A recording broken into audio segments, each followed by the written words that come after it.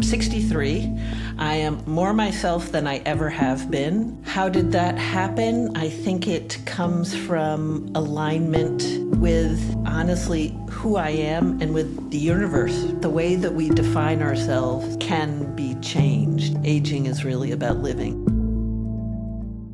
No matter where you are at in life right now, what if you could communicate with your future self and they could tell you how good life is about to get? Today's episode, we have Libby DeLana. She's one of our Wise Process members who has gone on to manifest one of her most magnetic seasons in life after 50.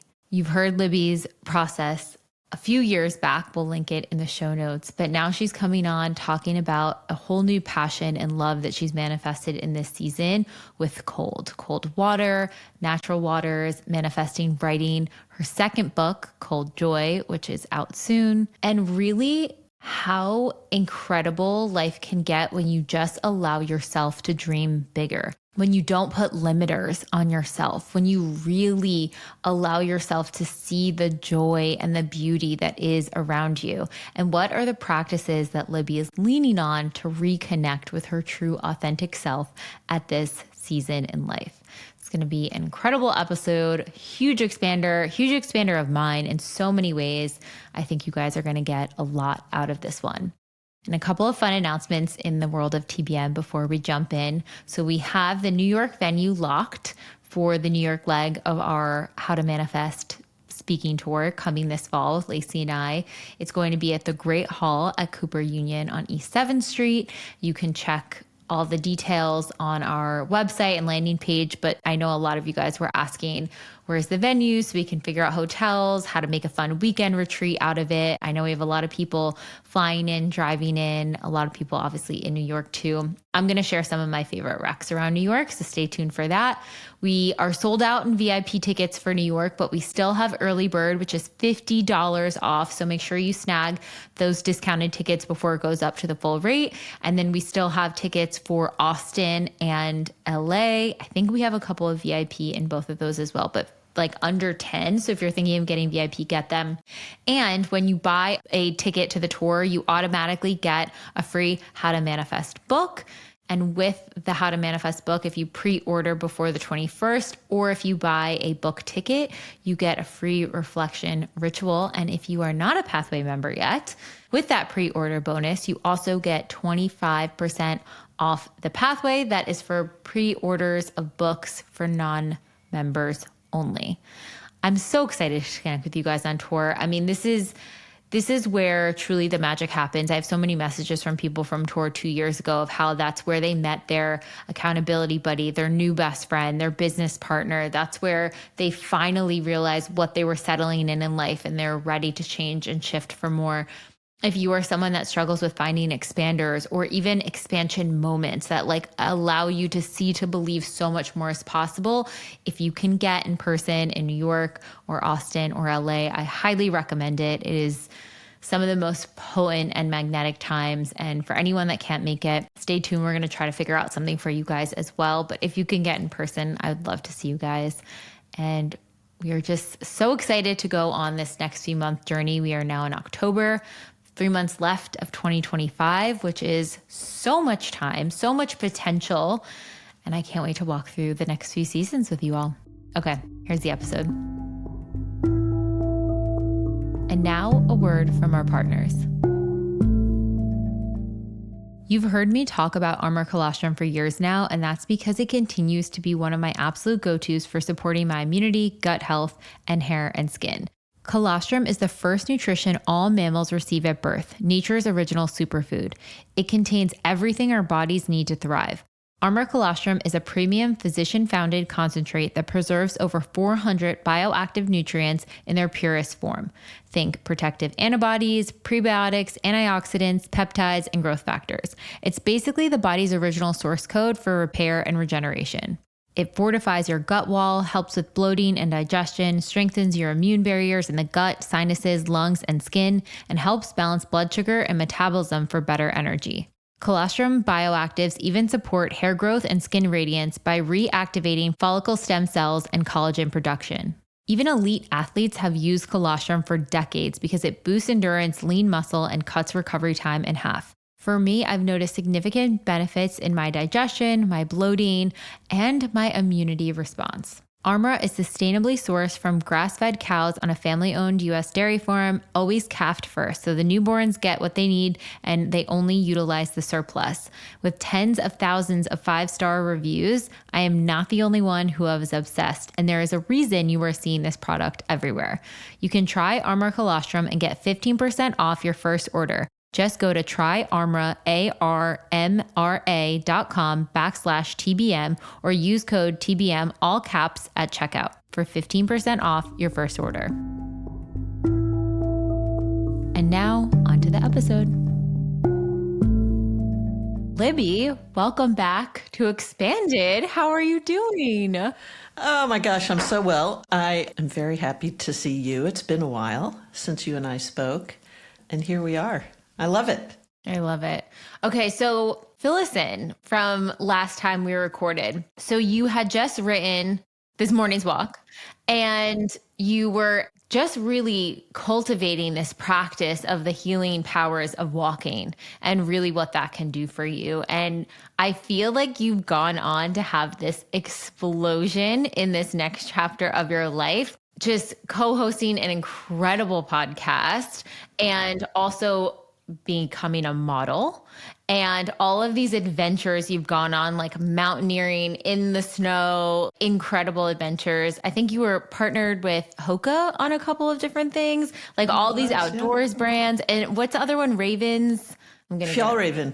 Oh, That's yeah. right. Yeah. Yeah. Like It's a hard word to say. unbelievable partnerships, unbelievable branding, seeing your image everywhere, seeing the photo shoots that you've done. It's just so inspiring to see you come alive in such vibrance in this next chapter. And now you have a new book called Joy. Tell us what's been going on since the last time we talked. My gosh, it's very kind of you, all that background. Well, I mean, truth be told, my relationship with Two Babe Magnetic goes back, I don't even know how many years.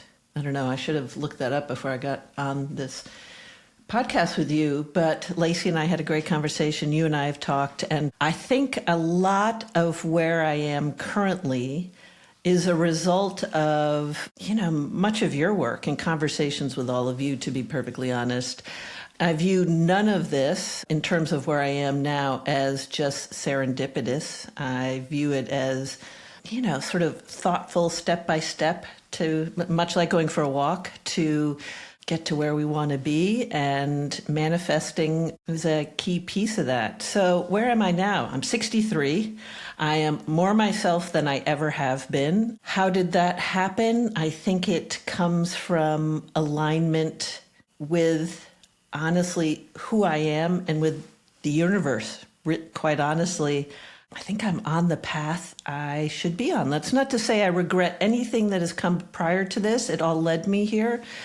And it comes down to, I think the way I describe it is that as things started to really feel right and would light me up and feel honestly magnetic, I would take the next best step towards whatever that was. If you had said to me 10 years ago, Libby, at age 60, you're going to start a new career as a model, I would have shrugged my shoulders and said, that's interesting. I probably wouldn't have said you were crazy. Well, I might have said you were crazy, but I wouldn't have really understood that. That being said, this opportunity showed up. And at the time when it showed up, Clinique reached out and said, hey, would you like to be in a ad campaign? And I thought, because of my previous career, they meant as a creative director. And they said, no, in front of the camera. And I paused and I thought, how interesting is this? I don't really know. That's not my craft. I don't know how to do that. And I really respect that craft of being in front of the camera. But what I did know, and this comes from doing work in this manifestation field, is that I was intrigued by it. And why was I intrigued? I was intrigued because I really love being on set. It's where I spent my career. I love being there. I love creating pictures. I knew that the photographer was a very interesting young photographer who I was really interested in. And I also knew that age 63, with all my wrinkles, I've chosen to age naturally. However, anybody chooses to do it is absolutely right. This is just how I've chosen. That there was an opportunity potentially for me to tell a story that I never saw growing up, which is it is okay to choose how you would like to move forward. And I always say aging is really just living. So I think in concert with all of To Be Magnetic's teachings and this practice of just honoring the energy that something created and keep moving towards it brought me here. It's the same with writing a book. So in any case, yes, doing all that modeling, I wrote a book. Again, not my craft per se. I'm an art director, but I have a few practices I think I would put in the sort of pocket of manifesting that I do religiously all the time. And I think it has been very helpful in terms of building this world and this life, which I feel very grateful for and I just love. I want to get into the rituals and practices, but I also want to highlight before we get into that, when you have that sensation of that magnetism or that excitement to continue to walk towards it. I think so many people, I've been DMing with a lot of people recently who they get a little bit of taste of it and they're like, okay, that was good enough. I don't need to like keep going. Like I got my fill. That was fun. That was a fun exercise or experiment, but the continuing on in the path, I think can be challenging for some because it's like, well, who am I to model, or who am I to do this, or who am I to do that? And all those voices come into our head. Did those pop up for you? Did they grapple? Or were you just that trust muscle was so strong that you're like, I've seen this before time again. When I follow this sensation, it always works out. Yeah, it's a great question. And I think both are sort of true. I think that little voice definitely shows up. I have given her a name. Her name is Libby DeLana, and she's big and flamboyant. She often has bright red lipstick on that's all smudgy. And so I have this picture of her. And when she shows up, I often literally will say out loud, I see you, Ruby. And I know the reason you've shown up is to protect me and to care for me. And I hear that. And yet on I go. And so that's where the trust muscle comes in. And maybe that's just a result of having, again, 63 years old, I've been practicing this.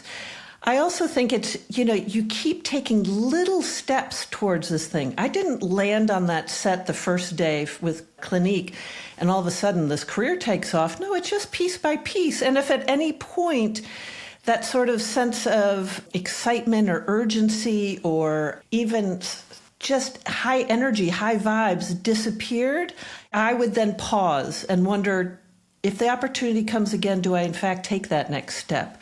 So it's really recognizing that each step is small. It's not huge. As a result of taking those individual steps, I've ended up in some really wonderful places. And I think that comes back to the walking practice. I've been going for a morning walk every single day for coming up on 14 years. And I think I've learned in that practice the only way to get through the walk is incrementally, step by step, even if it's pouring rain, even if it's snowing like crazy. So it's a great question, and I think it's a little bit of both. Yes, for example, this new book I have coming out in the middle of October, it's called Cold Joy, and it's about cold exposure, which I started 5 years ago. And I constantly in my voice hearing this narrative, which is, yes, you're an author, now written 2 books, but you're not a writer. Now that, to me, those are different. Writing is a craft that is not my craft. I really admire people for whom that's their craft. I haven't spent a lot of time doing it. But I finally had a dear friend of mine say to me, well, how does it become somebody's craft? Well, again, it's those incremental steps. So now every morning I write. Often I throw it out. Often I just get rid of it. But the only way to get to where you want to go is those little steps. And when Ruby shows up or that voice shows up is to comfort her, acknowledge her, and sometimes take her hand and take the next step with her, and sometimes tell her to go back to bed. So good. Actually, a mutual friend of ours, Grace Abbott, who yes. you know, yeah. She has this saying she's been saying a lot, which is, what a pleasure. What a pleasure it is to have this opportunity to do this. What a pleasure it is to Beautiful. have this challenge or this difficulty. And I even think having that moment, yeah, that is such a dichotomy or such an interesting dynamic with feeling like an author, but not a writer, and the appreciation of the craft. And then it's like, okay, well, what a pleasure that I've authored 2 books that are amazing and touch people and resonate with them. And I can also simultaneously continue my artistic craft of writing. What a pleasure to have that situation. Yeah, that's really beautiful. And it's a nice way to frame it. I think parallel to that, I often say to myself, what's the best that could happen? It's not what's the worst that could happen, but here I am. I'm sitting at the precipice of this book coming out. It's both scary, and it's thrilling. And then I pause. I'm like, well, what's the best that could happen? The best that could happen is, fill in the blank. And I think it's just sort of holding on to this opportunity that we're granted, and holding it with tenderness and optimism is in fact magnetic. Okay, so let's get into some of those rituals that keep you connected. I imagine cold will pop in there at some point. So what are those things that you go to and lean on to support you? So, and I think this came out of a conversation with Lacey, in fact, but I've been doing this for a number of years now, which is at the beginning of every month, first couple of days, I have a running document that has 6 categories. And in it, I have a running checklist of kind of what's the best that could happen. And my dad, growing up, he was just a brilliant human being, used to sort of say, dream bigger. Go ahead, dream bigger. And so in this document that I literally have kept, it's pages long now, in a certain category, I'll just dream really big. Is it the equivalent of a vision board? Perhaps. Is it the equivalent? And quite honestly, because it's a dreaming document, it's a manifesting document, I don't know, I feel I've gotten to be very brave in that document. Nobody sees it. I don't share it with anybody. And I have a little checklist next to each item. And I am always, I was going to say shocked, but I think that sends the wrong message to the universe. I am always incredibly grateful when I look at it, how many things I've checked off. That when I wrote them, I never would have imagined that they might appear in my life. And there's some categories where I just keep dreaming bigger. And what does bigger mean? It doesn't mean more recognition. It's just for me. What does bigger mean? And, one could say whole. How do you dream whole? And that document is enormous. And there's a lot of checks, and I've just gotten braver and braver because of it. So that's amazing. I love this practice. I also love that it's pie in the sky. It doesn't sound like you're listening it and then you're like, oh, how am I going to make this happen and stressing over it? You're kind of like, this is a fun exercise. I'm going to let my fullest intuition come in and just put anything down that speaks to me and kind of like tuck it away and check in with it later. It's really that true, like having trust and surrender with the process.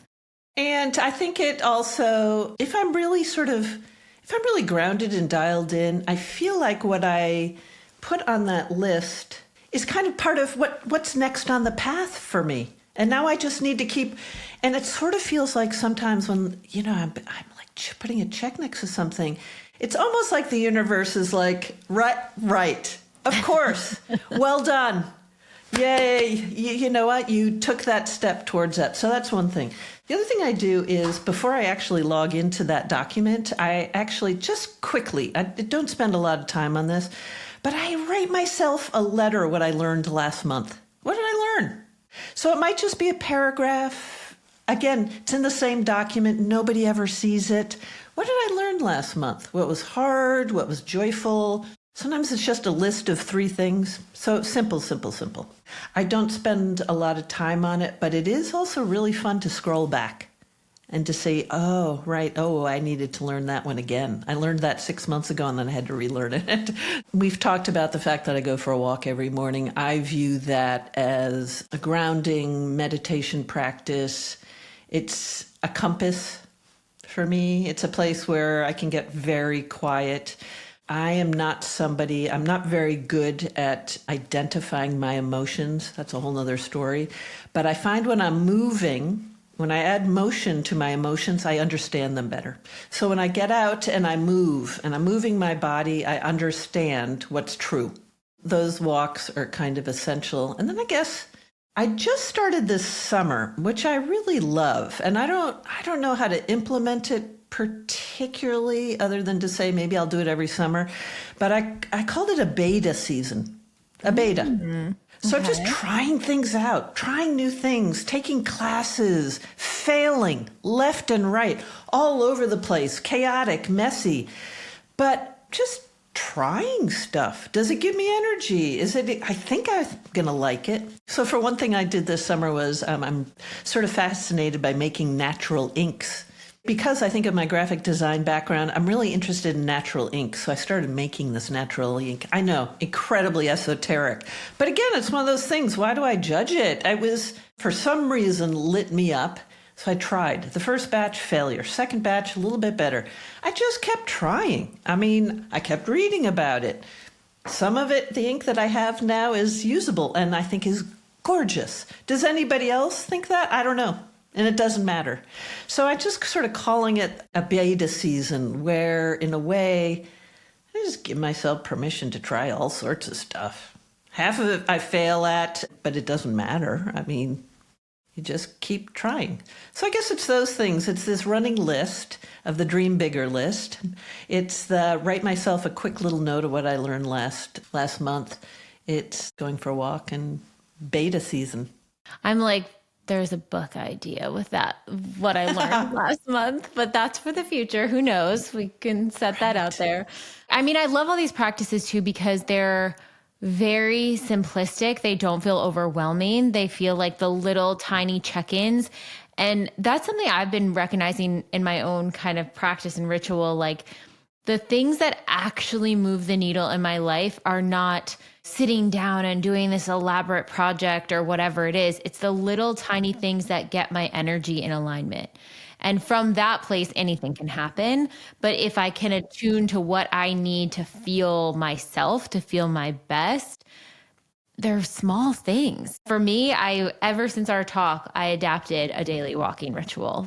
This has been so transformative for me. Mine is usually in the afternoon and evening around golden hour. It's a way to like decompress from the day, but at minimum, I'll get 2 miles. Usually it's around 4 to 5, but it's just this time with self. Like there's just something so grounding about just also getting to choose your path or your trail and to get in the car and be like, hey, where do I feel like going? What part of the city? Do I want to go into the mountains? Do I want to drive over to the beach? Do I want to go in a neighborhood? Like it's almost like a little kid energy where you get to explore and take yourself wherever you want. It has been probably the best thing for my mental health is having this ritual. So I thank you for that inspiration and expansion. Oh, just practically brings me to tears, to be perfectly honest, because I think it is, to your point, it's often these practices that in some ways on a daily basis don't feel monumental. It is with the fidelity to the practice. It is the cumulative attention to who you are that's meaningful. I do think this sort of concept of fidelity is really powerful. When you remind yourself, when you remind the universe that I am going to be faithful to me and going for a walk, that's what that looks like. And that's not to say anything negative about it, but first and foremost, fidelity is to me and to what matters. And so to your point, even to my little list that I do at the beginning of the month, it's not a heavy lift.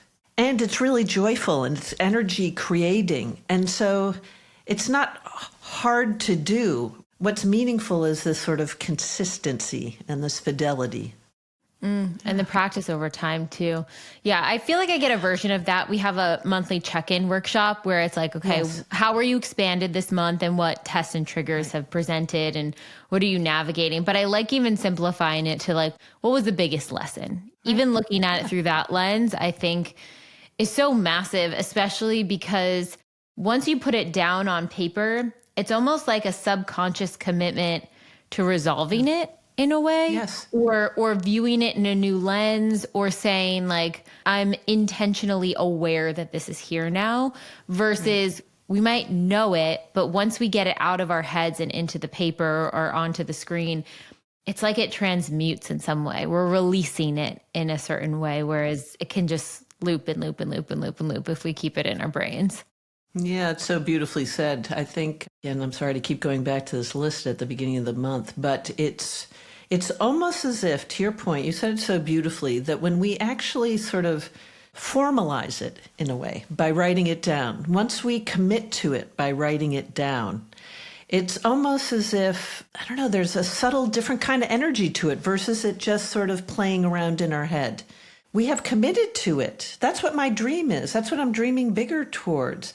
And I almost think we subconsciously take little tiny, almost indistinguishable gestures towards getting there. There might not even be conscious. We just, okay, I know it's there. If you were to ask me now what was on my list, I probably wouldn't be able to tell you, but I think every single day, because I've put it down, I'm now moving towards those things. It's not like I put something outrageous on the list and I'm picking up the phone and trying to make it happen. I think each step I take kind of pulls me towards that. I think you said it so beautifully. You just, by putting it on the paper, you've committed to it and there's definitely things on my list, don't get me wrong, that haven't manifested or materialized. And at first I sort of thought, oh gosh, I feel kind of like a failure. That one didn't happen. And now, I guess over the course of, it's at least 5 years I've been keeping this thing. What I now feel like is it wasn't meant for me. That was a dream and that's great. And not all of my dreams are meant for me. So I sort of look at them and I'm like, okay, that's fine. I'm glad I put it on the paper, or maybe it's going to happen in 5 years. I don't know. But I no longer hold this energy around it, which is somehow I didn't succeed or I failed because I didn't put a check mark by it. I kind of look at it, I love it and say, okay, not now. And that's fine.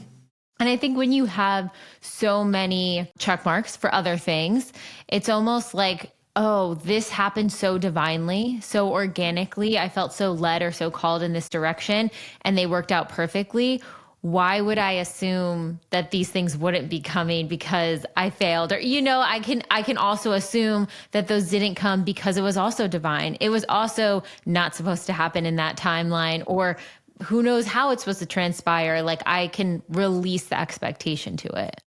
Yeah. The other thing I've also learned is sometimes the way I articulate something on that list actually shows up, but it's different from the way I articulated it.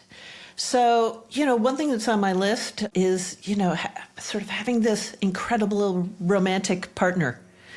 And what I realized, 6 months ago was, I was thinking of it as in a certain, honestly, very limited way. And I was like, oh my gosh, I have that. I have that in spades. It's just not the way I had articulated it, which was perhaps a single human, male human. And in fact, I pause. I'm like, oh my gosh, my friends, primarily my female friends, are as meaningful and loving as what more do I want? So in a way, it's this kind of, it's also recognizing that the way I have articulated something may be too narrow. And the opportunity is to expand it and to think, if I think, oh, I don't have that, but wait a minute, do I? It just looks different, has a different, flavor to it. I think that's such a huge one, is like we think it has to come in a certain package. And when we break down the essence of what we're actually manifesting or looking for or dreaming up, is that essence present now? Do I just need to witness it? Am I not witnessing what is actually already here? That's right. In fact, it made me go back. Some friends and I were going off for a wonderful weekend. And I was like, you know what? Tonight, we're going to have a romantic dinner. We're going to light candles. We're going to pour a glass of wine. We're going to tell each other how much we care about each other. We're going to serve each other dinner. And I was sort of like, okay, it's right here. I mean, I was looking at it through this one little keyhole, and it's like, oh, wow, I need to hold this in a much more gentle, expansive way. And so that's been a wonderful lesson too.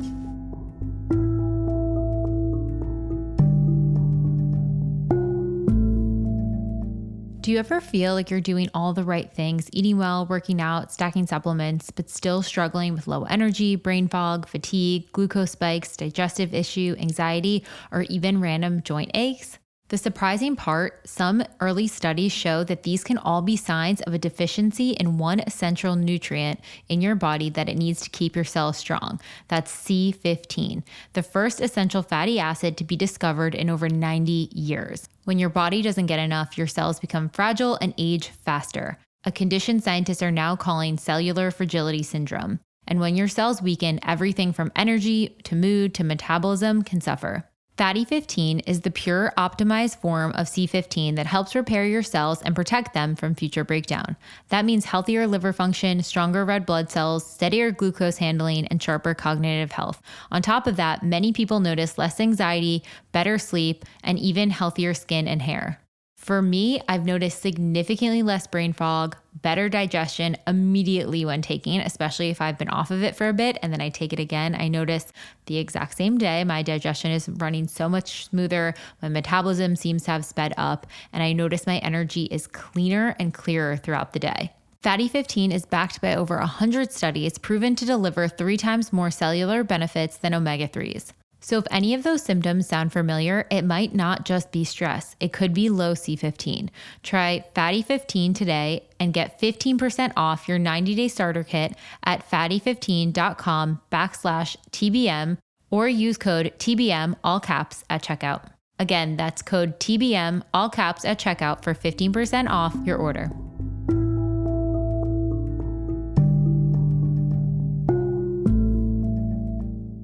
One question we get asked a lot is about developing friendships, finding those people that you can invest in, that want to invest in you. How have you met some of the friends in your friend group? Have you known them for years? Any tips or insights in developing those friendships? Yeah, it's a great question. I think, in 2025, friends are, that is a most cherished currency. It is those relationships. So I'm not sure if I have any tips, but I think being a loving, dear, committed friend obviously takes effort and attention and conscious, present attention, paying attention. I feel like in the last 5 or 6 years, I feel so lucky. I've made a boatload of wonderful new friends. How did that happen? I've met them getting into this cold water.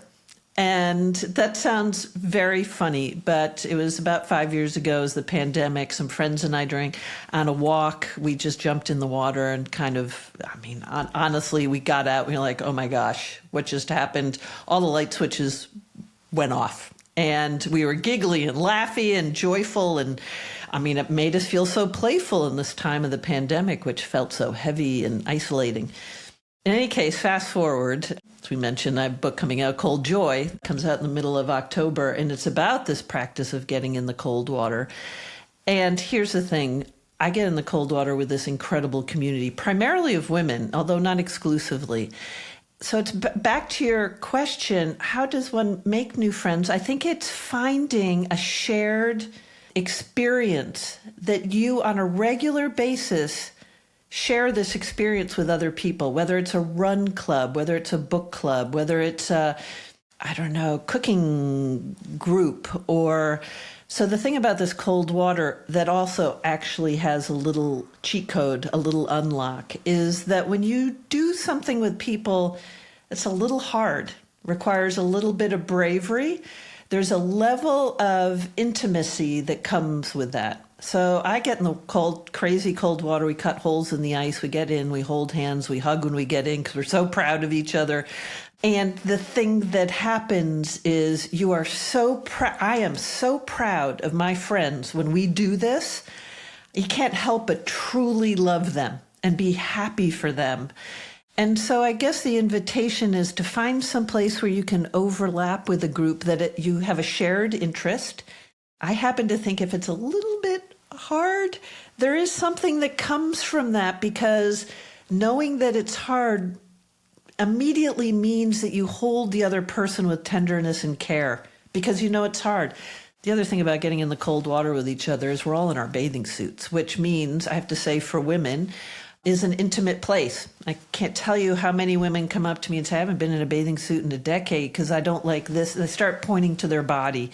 And I keep thinking, what have we done to each other that you're incredible and beautiful, and you're standing here at the edge of the water about to get into cold water.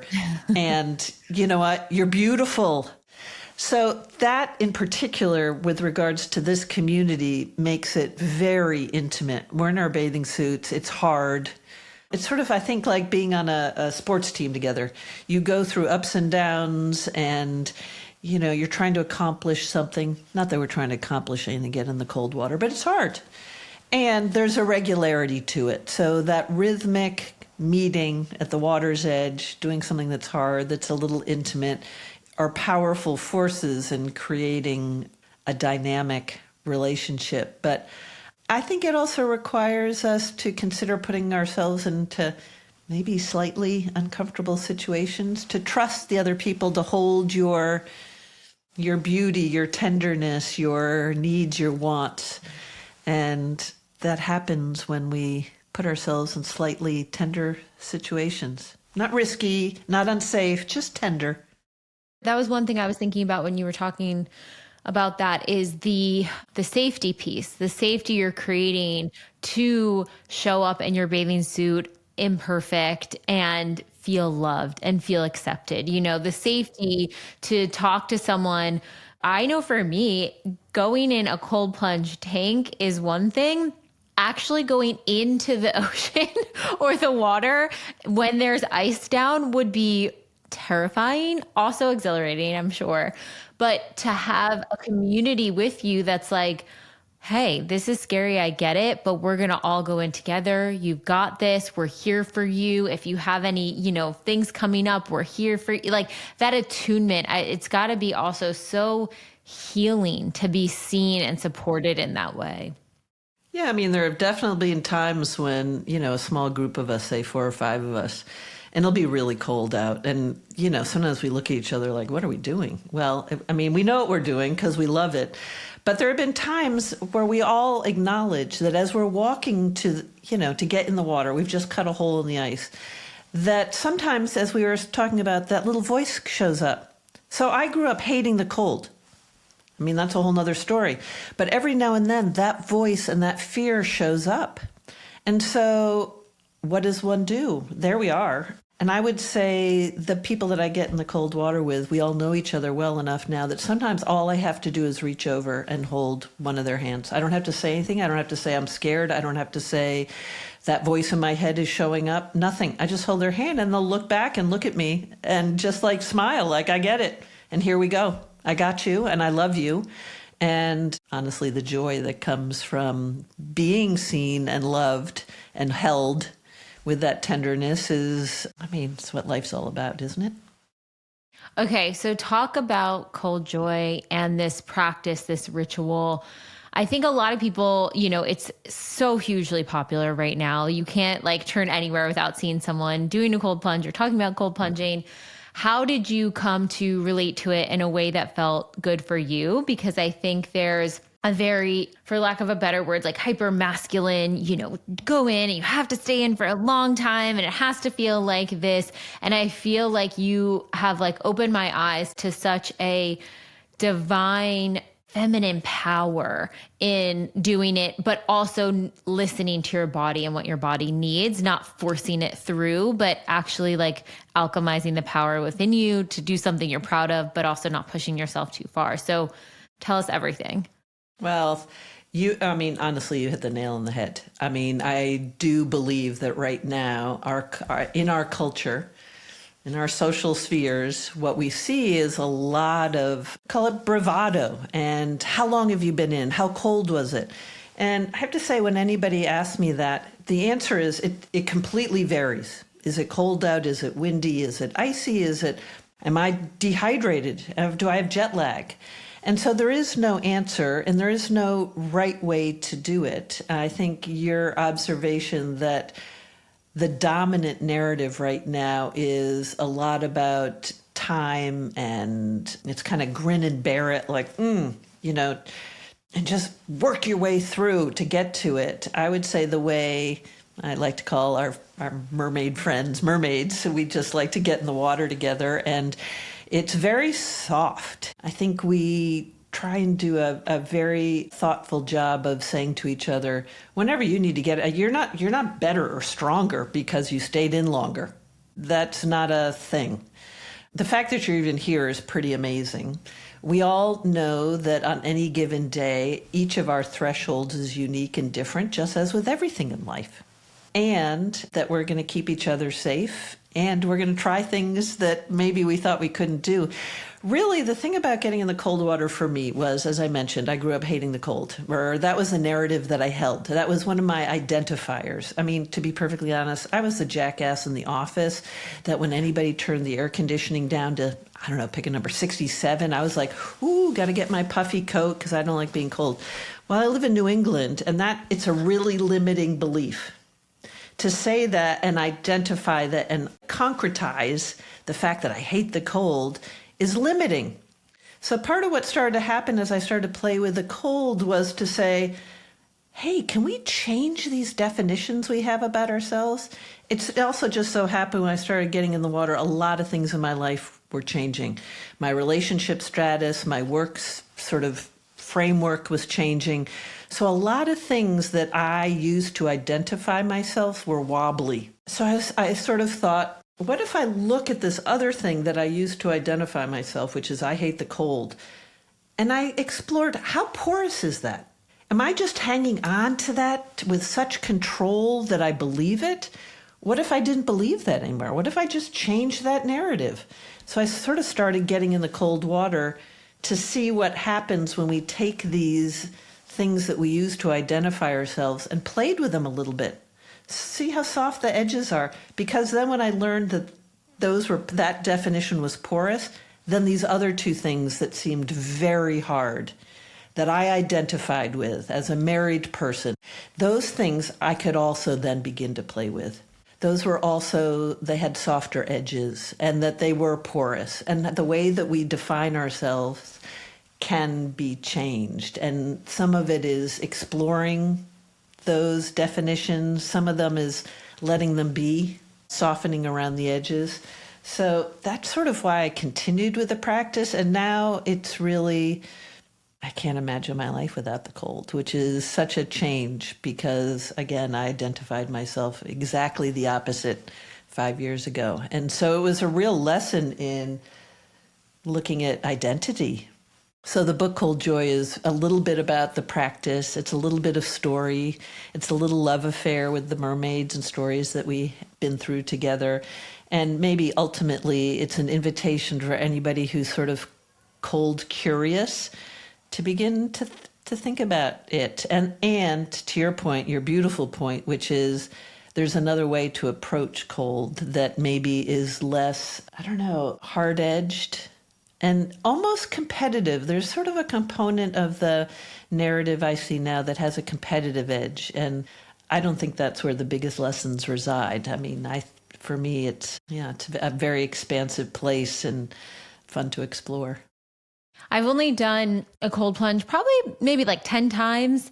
And every time I've done it, I have felt this vitality shoot through my body after. I think actually the first time I did it was with Sarah, who you know, and she was like, no, you can do it. Like, go in. And I think I went in for like half a second. And I went down and then I came right back up. I was like, oh no, not for me.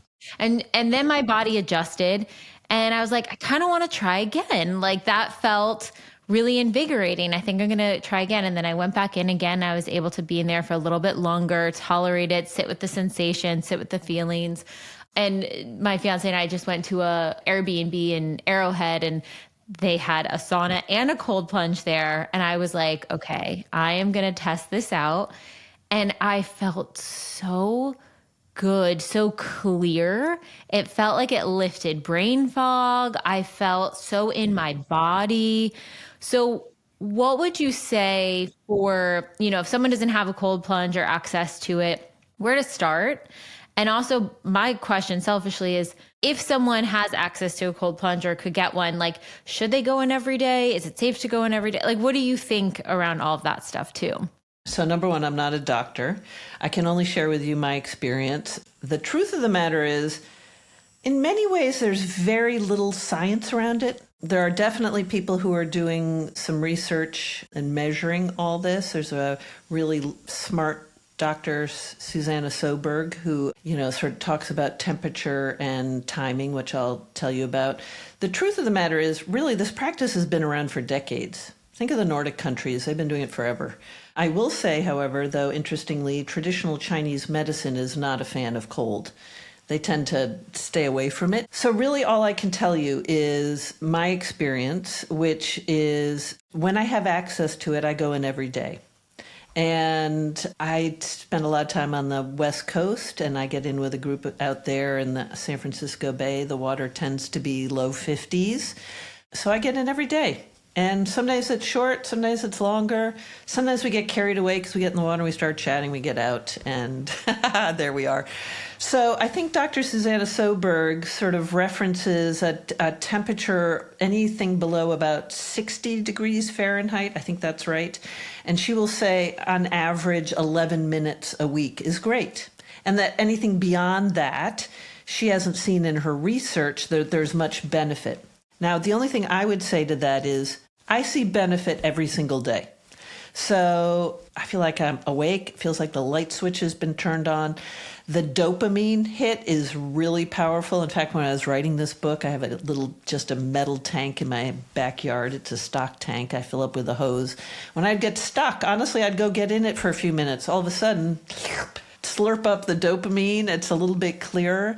I definitely have anecdotal stories of people who are in the midst of, some challenging mental health issues that have found the cold to be extraordinarily helpful. No data, no science on this. I can't, I would like to find a research crew that would like to honestly follow this group of women that I get in the water with, because I think there's a lot to learn. And I keep reaching out to research groups to see if they would follow us. I actually test myself on a whole variety of levels, including getting blood drawn and looking at various levels. So for me, what I can tell you is that getting in the water I do it as often as I can. I don't tend to use a cold shower. When I'm traveling, sometimes I'll try and find a hotel that has a tub and I just turn the cold water on. But really the magic, the true alchemy for me comes in wild water. Lakes, ponds, oceans. I don't mind a cold plunge tank, but for me, a lot of it is being immersed in these beautiful places. Last summer, I spent some time in Alaska. We flew in on a float plane to this glacier-fed lake. It was freezing cold and gorgeous. That was not about how long I stayed in. It was not any of those things. It was being surrounded and held in that water. I happen to think the water holds like the earth story. So if you can get quiet, you can hear a lot. But there is one thing to really pay attention to, which is something called after drop, which is often when you get out of the water, your core temperature continues to go down. I like to let my body come back to baseline, to heat by itself. I'll jump around, I'll move a lot, create some internal heat. Doesn't mean, a lot of people love getting in the sauna. I do too. But in general, I don't have access to a sauna every day. So I just have some tea, warm up by myself, and because I do it so often, I get back to my normal temp pretty quickly. But yeah, so after drop, something to think about. I always say don't go solo. I do go solo, but until you're really comfortable with a certain waterway or tell somebody you're going, I always do that. One thing I really love for people to think about as they get into the water is especially wild water, is to think of the water holding you gently, tenderly, because often what happens is we get in the water, we go like this. We clench, we squeeze our hands, we get our fists close to us to protect. And so the invitation is to see if you can go and relax into the space. And is it cold? Does it get easier, as time goes on? Not only in a single dip, but over the course of many, the fear of the water softens. And yeah, it's a great practice. But again, I think it's probably wise to say anybody who's thinking about doing it, just talk with your physician about it. I rarely have seen anything go sideways as a result of getting in the cold water, but don't make it competitive. Just listen. It's an opportunity to listen. I liked something that you said in the book about the water doesn't negotiate with ego. It invites you into your truth.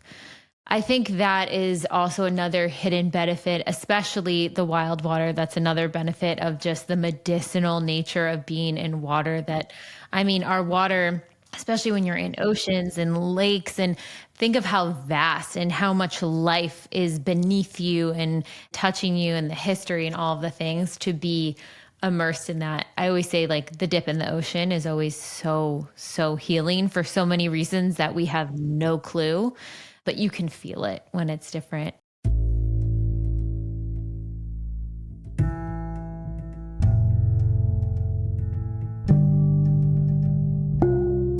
You've heard us talk about our Pathway membership, but what actually is it? It is an all-access membership where you can get every single workshop that we've ever created, all of our deep imaginings, which are our reprogramming audios, to help you manifest. You can access it on the desktop or in the TBM app on your phone directly. We, of course, have our foundational workshops, such as our How to Manifest workshop, which takes you step by step through this neural manifestation process to actually unblock, expand, and take aligned action to connect with your manifestations. Our How to Be Magnetic workshop, our Inner Child and Shadow workshops. And then, of course, we have a workshop if you are in a rut, if you're in a rock bottom, if you're in an up level, perhaps you need to set boundaries. Maybe you want to focus specifically on the block of money or love. It is all in there. And then twice a year as a community, we gather for our challenges. Our challenges are one of the most effective parts of the process because you get accountability. It is really a handheld experience in how to work through whatever the theme of that year's challenge is. And now to my absolute favorite part of our membership, which I think in and of itself would be worth the entire weight of the membership if we just had this alone, our Deep Imagining library. This library encompasses over 60 neural reprogramming audio tracks. They're self-hypnosis tracks that will really support you in any step of this journey. If you're needing calming, nervous system regulation, unblocking with a specific test or trigger, going through a difficult time, processing a big emotion, or maybe you just want reinforcing, how to reinforce those neural pathways of confidence, abundance, self-worth, deservingness, and connection with your dream life. And not only that, if you go to the app, we just launched Deep Imagining playlists where we're grouping different themes of DIs together. So no matter what you're going through, you have something for you. And we're constantly dropping new playlists as well as brand new Deep Imaginings. And if you need more support in your process, you can go to our brand new video series, Channelings with Lacey, where she touches on the exact energetics that are going on right now in manifestation and how it may apply to your life. So obviously, I am a huge fan of this membership. The peace of mind I get from being able to have all the tools I need at my disposal, no matter where I'm at with my life, if shit's hitting the fan, if I'm feeling dysregulated, if I'm needing to come back to my center, if I'm needing to brainstorm or daydream or connect with what my vision for my future is, every single tool is in there to support me. And don't just take my word for it. We have thousands of testimonials of people who have had incredible success stories with these tools. So take the guesswork out of your manifestation process and get real tools that are going to give you real results. For podcast listeners only, you can use code EXPANDED, all caps EXPANDED, for 20% off your first month of the pathway. Join now and have your best year yet.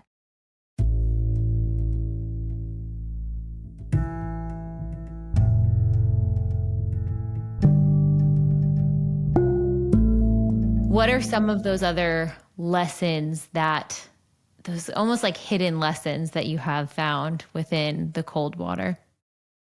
I mean, it's back to what you and I talked about previously, which is trusting your body.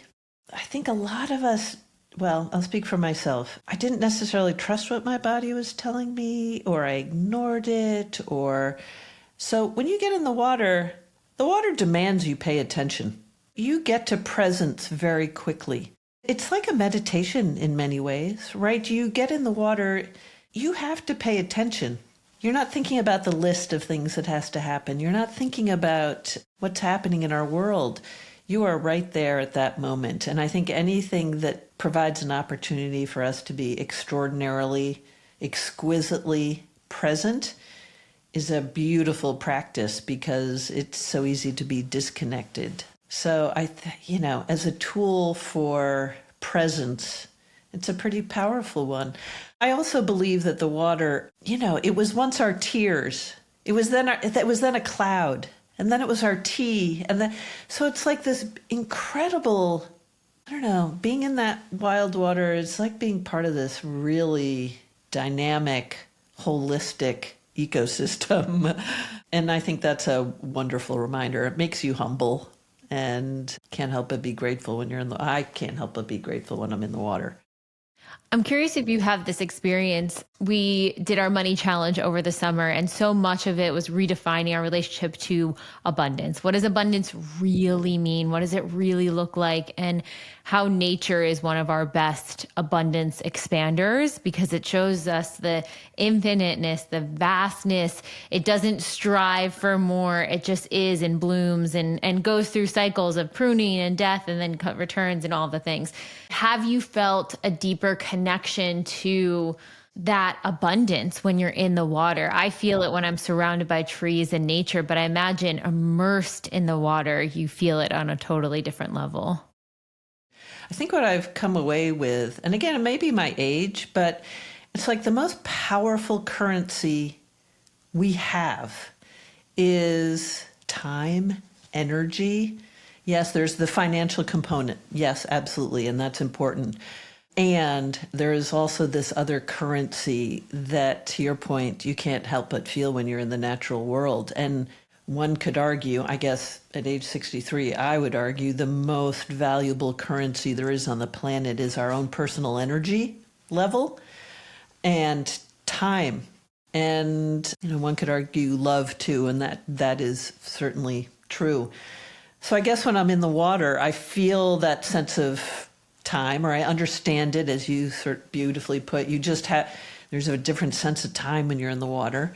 You're also keeping track of the time while you're in there. And it generates so much energy that it feels like being plugged into the universe. I mean, to your point, you feel alive when you're in there. So in terms of abundance and currency, in many ways, and when I'm with my mermaids, there's such affection and love. So it's like, wow, I just went to the bank on all three fronts. Mm-hmm. Energy, time, and love and affection. What could be more valuable than that triad of things? I'm not dismissing the importance of financial currency and abundance, of course. And I think, in these kind of ecosystems, you just begin to understand the value of some of these other things as well as being to have energy, abundant energy. Woo, so valuable. And to truly understand the value of time on this planet. I mean, maybe that all gets very esoteric, but I somehow feel like this practice has reminded me of some of those points. And to your beautiful point is that there is an abundance, and half of it is recognizing it and being grateful for it. Oh, so many good things. Now I'm like, okay, should I drive to the ocean today? I wonder if it'll be a little bit chilly. I wish I were with you. I would go with you in a heartbeat. We'd take a thermos and some nice cozy socks. Yeah, so when we got out, we'd feel great. So good. Where can people connect with you, find the book? What do you have next on the horizon? Oh, you're so nice. Thank you. Well, putting together a website, This Cold Joy. The book is called Cold Joy, but the website is This Cold Joy, or on Instagram. The walking practice is thismorningwalk.com. It's my personal Instagram is Park Here. Where did that come from? Everybody always asks. I mean, I don't know when I made it 15 years ago. My middle name is Park, and I think one of my work colleagues thought it was funny, so Park Here. But yes, the Cold Joy comes out in the middle of the month, and I'm just beginning to put together another proposal for the next book on aging. Oh my gosh, fun. That was my last question I think I have for you too, about just thinking about how magnetic and empowered and authentic your energy is now, what would you tell people who are scared of getting older, of looking at some of the other models we've been shown in the media of what it means to age, right? And what that looks like. What would you say to people to just, the word I want to say is like, get them to wake up and realize like the life starts every single day, you know, like it starts at every moment. But how has your experience been with that? And what advice would you give there? Yeah, it's a hard question, right? Because we certainly do have a cultural narrative that aging, I think people hold it as dying. You're dying when you're aging. I have tried to flip that, which is aging is simply living. And I am incredibly grateful. And I'm very fortunate on so many fronts to be healthy. I think I view this time in my life as we started off this conversation, I'm more myself now than I ever have been. I don't have any regrets. I kind of wish I had gotten here earlier, but here I am. And this may, I don't know, I don't view this as sad, but my friends and I, we say to each other, if we're lucky, we have 30 summers left. And you better believe I am going to do my best to honor my energy, my time, back to that currency. I feel so fortunate in so many ways. And I guess my frame is that aging isn't limiting. It just looks different. I can do different things now than I could when I was 20. Okay. Well, it was the same. I mean, every season it changes. I guess somehow I've gotten to a place where I don't find it discouraging. I simply try and accept what is and live fully into that space. I mean, as we talked about, I've started brand new things. I mean, modeling at age 60, it's ridiculous. It's ridiculous. And yet here we are. So, you know, I guess I'm trying to hold it with absolute joy and curiosity and just keep taking the next best step as we talked about. But I think it's holding this truth, which is aging is really about living. It's not about dying. I love it. And the vision too, that with every single year that you live, you are becoming more and more and more at home with yourself. That as a North Star is just huge, huge. So exciting. And I also think it's interesting to look at other cultures where elders were revered for their knowledge, for their experience, for potentially their patience and tenderness because they'd seen a lot. And I think we've flipped that. I mean, we have a culture that's obsessed with youth, which I can understand. Being young is super fun, is great too. But we can't do anything other than age. We can't stop it. And so, I don't know, as far as I'm concerned, we might as well love it and live as fully as we can in that space. So that's where I am. So good. Thank you so much, Libby. So expansive Oh my gosh. every time. I'm so glad you're walking. That practically brought me to tears to hear you say that. I love that. When I go for a walk tomorrow, I'm going to be thinking of you. I'll send you a picture of my walk tonight. It's so silly that it's so simple, but it's seriously one of the most transformative practices that, like, no matter the day I've had, great day, bad day, annoyed day, sad day, anything, that is my anchor back to self of like, okay, let's sit, let's process, let's walk through this. Let's experience the world tangibly around us. Let's make meaning of this tree or have a conversation with that cloud. Beautiful. Mm-hmm. It's everything.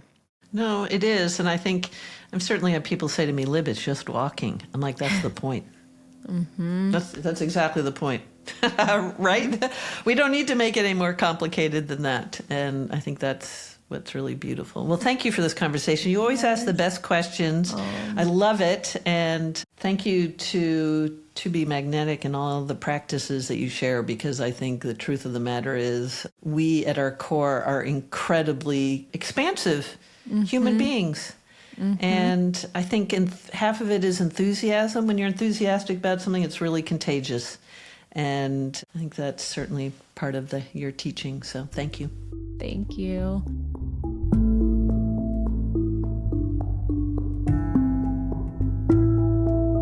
I hope you all enjoyed that episode today. And if you are thinking of deep imaginings, to dream bigger, to allow yourself to even think that more could be possible for you, no matter what season or space you're in, here are the DIs I would recommend. Dream Life DI, Future Self DI, and Abundant Life. This stack of DIs is going to get you thinking so much bigger than maybe where you're at right now. Allow yourself to dream big. This is a big season of reflection and integration of the year, so we can start to dream big, thinking of going towards the end of the year and then into next year. You are so worth it, and I can't wait to see you guys next week.